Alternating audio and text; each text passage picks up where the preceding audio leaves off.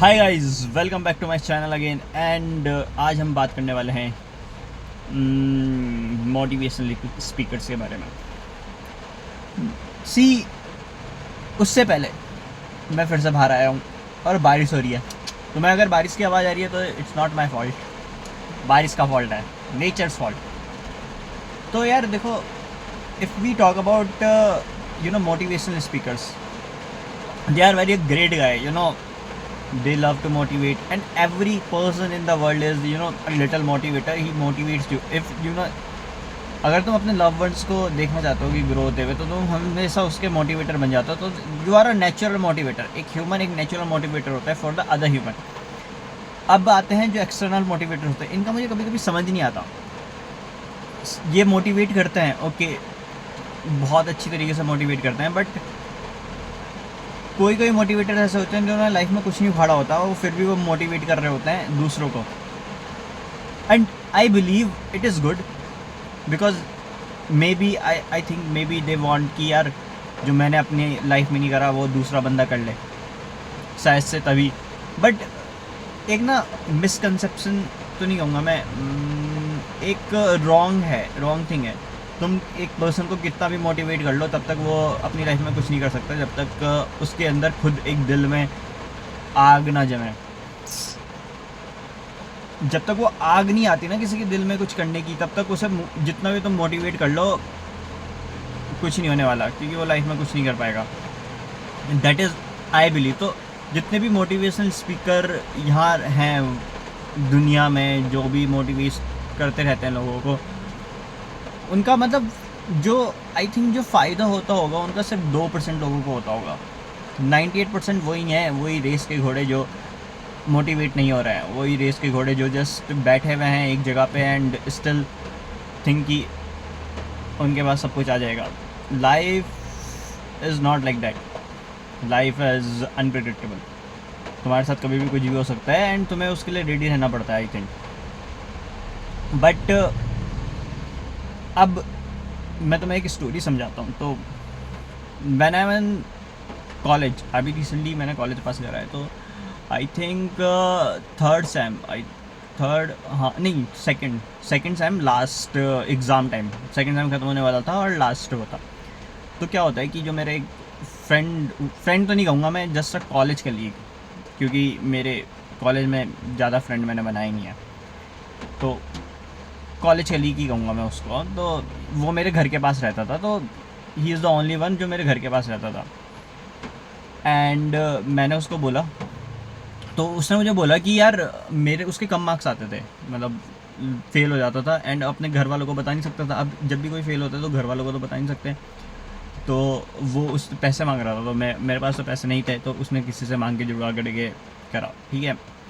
Second time फिर से उसके वही आगे थे कि उसने मुझे बोला कि मैं फेल नहीं होना चाहता, तो help me. So I said okay.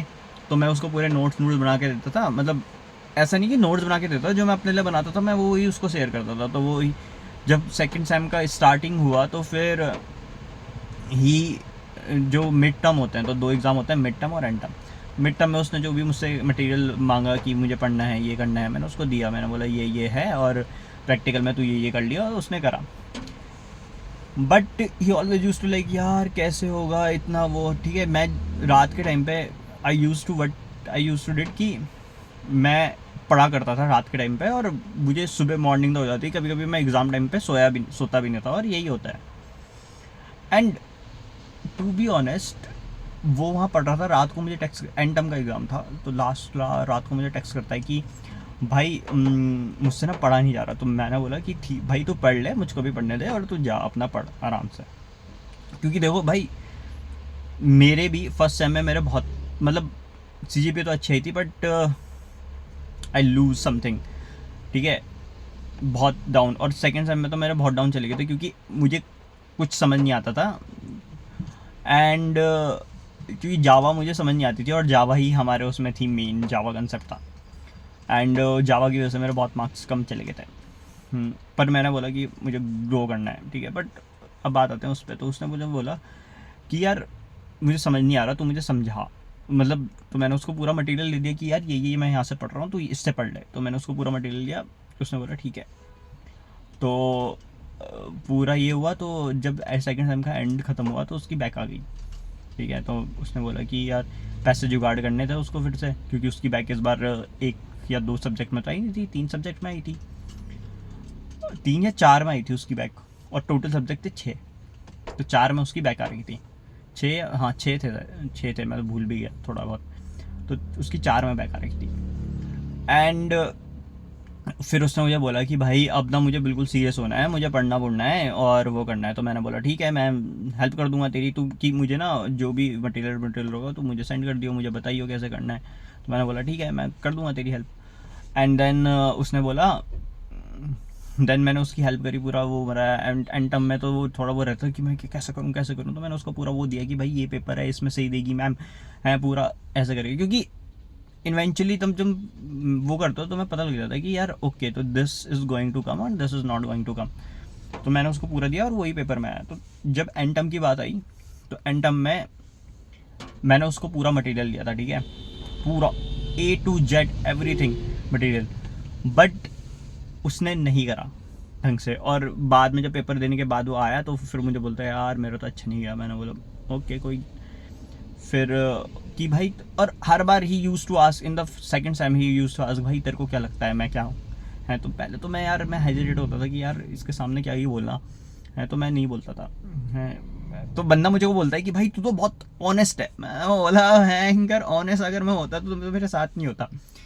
तो ही यूज टू से कि यार भाई ये है। जब उसकी ना थर्ड थर्ड सेम में भी बैक आई ना तगड़ी वाली, है, तो मैं ना खड़ा हुआ था वहाँ पे, तो मुझे बोला उसने कि भाई तेरे को क्या लगता है मैं, है, कह सकता हूँ मेरा तो माथा घूम रखा था कि उस समय कि भाई इतनी हेल्प करने के बाद भी ये भी तो मेरा माथा घूम रखा था। तो मैंने उसको बोल दिया भाई कि है कि भाई तू कुछ कर ले, मतलब अच्छे से कर ले पूरा वो कर ले, क्योंकि भाई उस बंदे का रिज्यूमे भी नहीं था, उसने प्रोजेक्ट नहीं बनाए थे कुछ भी, उसने दोस्त से प्रोजेक्ट लिए हुए थे और वही प्रोजेक्ट करे हुए थे, वो कुछ करता ही नहीं था। मैंने उसको तभी भी मैंने उसको बोल दिया, मैंने ऑनेस्टली बोल दिया उसको सब कुछ कि यार भाई काम कुम कर ले, तेरे मम्मी पापा ने लोन लेके तेरे दे रखा है, एंड तो थोड़ा मतलब रिस्पॉन्सिबिलिटी ले उसकी, एंड कर मेहनत पूरा। मैंने उसको टोटली एग्जैक्टली द सेम बोला मैंने उसको। तो वो मुझको बोलता है कि मतलब डायरेक्टली उस दिन नहीं बोला, अगले दिन नहीं, मतलब एक हफ्ते बाद जब वो वापस आया, तो मेरे साथ ही स्कूटी में बैठ के आया वो, तो मैं उसको घर के पास मैंने उसको ड्रॉप करा। तो उसने बोला भाई, फिर से उसने मुझे पूछा कि भाई तेरे को क्या लगता है कि भाई कि तेरे को क्या लगता है कि यार मैं कैसा हूँ। तो मैंने बोला यार ठीक ही है, तू भयंकर है, कर ले बस मेहनत कर ले, और तेरे को मैंने मटेरियल्स तू करता ही नहीं मटेरियल्स, मैंने उसको बोला तू करता ही नहीं मटेरियल्स, पूरा पढ़ता है नहीं तू, है। तो बोलता है कि भाई तुम ना सामने वाले को ना जितना भी बोल लो, जब तक उसके मन में से खुद ना हो ना, तो वो करता नहीं। वो भाई मेरा उस समय ना माथा, मैं आराम से चिल बंदा था, और मेरे माथे में उस समय आया कि भाई व्हाट द फक, मैं इस बंदे की क्यों हेल्प कर रहा हूँ। क्योंकि यार टू बी ऑनेस्ट मैंने नहीं बोलता उसको हेल्प करने के लिए, मैंने नहीं बोलता कि यार मैं चाहता भी नहीं था किसी हेल्प करने का, ठीक है, अनटिल इफ समवन सेड, मैंने as a as a human nature जो होता है, मैंने उसको बोला कि ओके ठीक है मैं हेल्प कर देता हूँ। भाई फिर बंदा ये बोलता है तो फिर यार थोड़ा वो तो होता है कि यार मैंने इसकी हेल्प करने के लिए वो करा, मुझे इसमें कोई फ़ायदा नहीं हो रहा था, बट स्टिल मैंने बोला, और फिर बंदा मुझे ही टोंट मार रहा है कि यार ये है। तो फिर मैंने उसके बाद से ना कट ऑफ करना स्टार्ट कर दिया। मैंने उसके बाद बोला कि भाई नहीं यार, अब अब नहीं होता मुझसे। एंड मैंने उसको बोला, मैंने अपने मन में बोला भाई कि अब नहीं होता भाई, इस बंदे के साथ नहीं रहना। क्योंकि भाई देखो मैं सीरियसली बोल रहा हूँ, a person is a failure is not a bad thing, but a person who doesn't want to improve himself, it is a bad thing. And he kept reminding himself कि यार मुझसे नहीं होगा, मुझसे नहीं होगा। भाई उसके साथ कोई नहीं रहता सीरियसली, लोग उससे दूर, और ऐसे बंदों के साथ कोई भी नहीं रहना चाहेगा कि जो अपनी प्रॉब्लम्स को देखने के बावजूद भी उनको इग्नोर कर रहे हैं एंड उस पर वर्क ही नहीं कर रहे हैं। थोड़ा सा ग्रो अप होना पड़ता है इंसान को साथ साथ। एंड भाई जब उसने ये मुझे बोला तो I was like okay, I think I am the, मैंने उसको, वो सही होगा अपनी जगह पे, but I think I am wrong to helping that person. And then फिर मैंने बोला कि ओके ठीक है। अब फिर मैंने उसको ना एडवाइस दी, उसके बाद ना वो दी। उसने मुझसे मटेरियल्स मांगे, मैंने उसको दे दिया, पर मैंने उसको ज़्यादा वो नहीं करा। उसने पेपर्स मांगे प्रीवियस ईयर के, पेपर्स मैंने उसको दे दिए, बट मैंने उसको रिप्लाई बिल्कुल ओके, हाँ, बस। और कभी कभी तो मैं पूरा totally ignore, because you know everyone wants to grow in life and no one wants to stay with some people who just want। तुम्हें ये बात थोड़ी वो लगेगी कि यार ऐसा नहीं होना चाहिए, but seriously if he was my friend, he is not even my friend, if he was my friend I would consider that, मतलब मैं इग्नोर कर देता, but he not even my friend and still I am helping. तो मुझे नहीं अच्छा लगता भाई, seriously.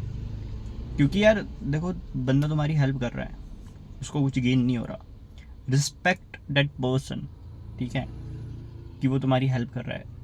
I don't know why people forget someone when they help you, but still it is okay.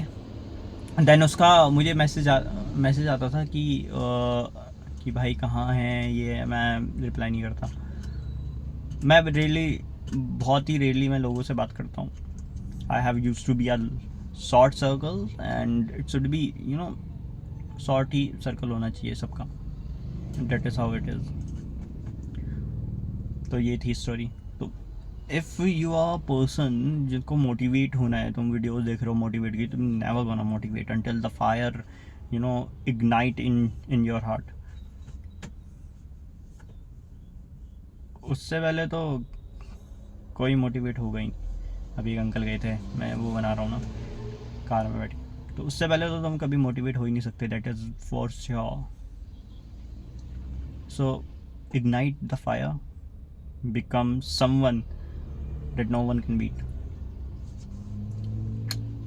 चलते हैं यार, अब मैं चलता हूँ, मिलता हूँ तुमसे नेक्स्ट वीडियो पे, next day, next, hopefully. Bye guys, see you later in the next video. Bye bye.